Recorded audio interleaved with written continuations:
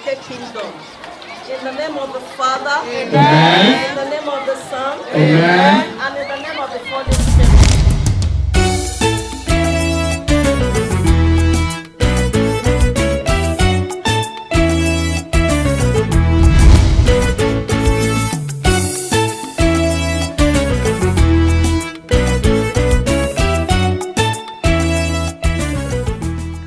Orúkọ mi ni Olórí Ọláṣẹ́ní Fáfowórà Ọ̀gábí.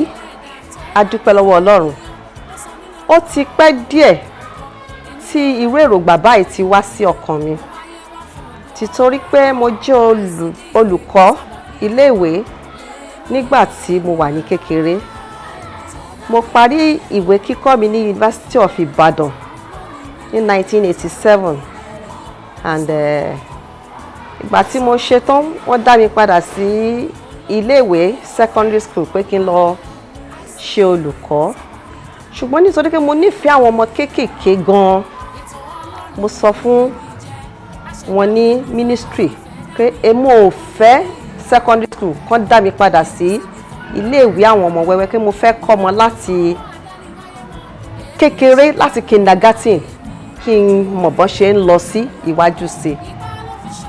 Òun ló mú mi pé ní wákàtí ọ̀wọ̀ yìí tí àgbà ti ń dé, ó wù mí kí n máa ṣe ìrànlọ́wọ́ fún àwọn ọmọ iléèwé àti àwọn arúgbó ní ọjọ́ alẹ́ mi. Ìpè ní gbogbo nǹkan. Kí ni ìpè gan-an? Òun ní nǹkan tí a yàn láti òde ọ̀run wá. Títorí bẹ́ẹ̀ ni mo ṣe rò ó pé kí n bẹ̀rẹ̀ sí ta àwọn ọmọ kéékèèké, àwọn ọmọ iléèwé ní ẹ̀bùn. These chairs and the tables to the primary school of Ileke Kingdom. In the name of the Father, amen. In the name of the Son, amen. And in the name of the Holy Spirit. What is she? Little talking of these chairs and the tables to the aged and to my dear sister from LGA, in the name of the Father, in the name of the Son, amen. And in the name of Holy Spirit. Amen. Ìmọ̀ràn mi fún àwọn olórí bíi ti tèmi ni pé ipò olórí ìpè náà ni. Ìpè tó dẹ̀ lágbára ni.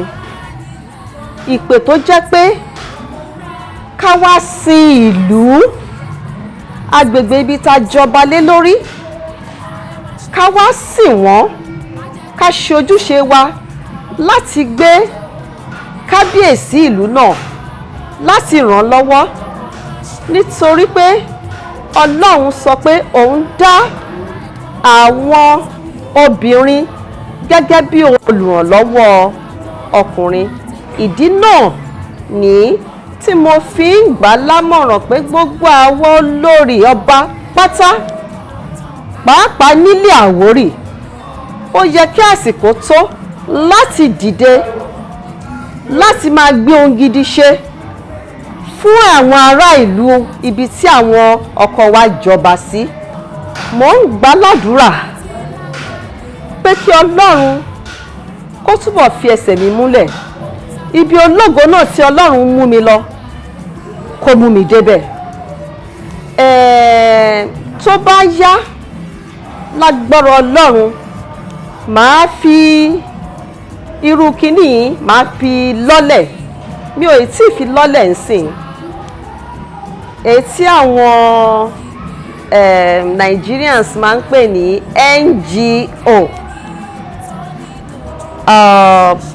The way tó fi yẹ ká gbé kalẹ̀ lágbára Ọlọ́run, mò ń gbà ládùúrà kí Ọlọ́run kó ràn mí lọ́wọ́, kó tì mí lẹ́yìn kí n lè ṣe bó ti tọ́ àti bó ti yẹ. Ti délé ayé náà, dandan ní ká làágùn ká tó yọ òkè, ṣiṣẹ́ pẹ̀lú èrò ire wa.